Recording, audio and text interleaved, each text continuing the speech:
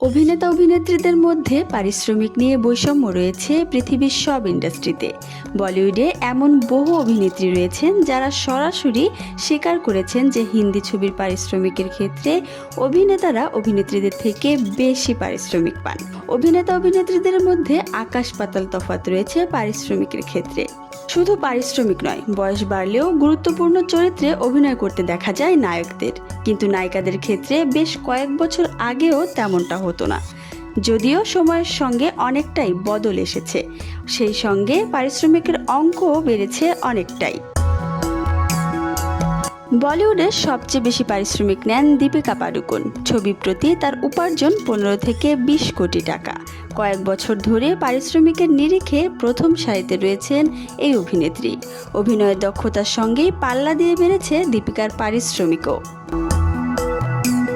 পারিশ্রমিকের তালিকায় দ্বিতীয় স্থানে রয়েছেন আলিয়া ভাট। প্রতি ছবিতে 15 কোটি উপার্জন করেন পর্দার গাঙ্গুবাই। বর্তমানে আলিয়া বলিউডের অন্যতম অভিনেত্রী। প্রাথমিকভাবে বলিউডের স্টার কিড হিসেবে ট্রোল হলেও একের পর এক ছবিতে নিজের দক্ষতা প্রমাণ করেছেন আলিয়া।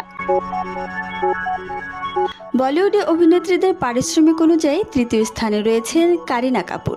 বর্তমানে কারিনা প্রতি ছবির জন্য 8 থেকে 11 কোটি টাকা পারিশ্রমিক নেন। এছাড়া পারিশ্রমিকের নিরিখে বলিউডের চতুর্থ স্থানে রয়েছেন ক্যাটরিনা কাইফ এবং পঞ্চমে শ্রদ্ধা কাপুর।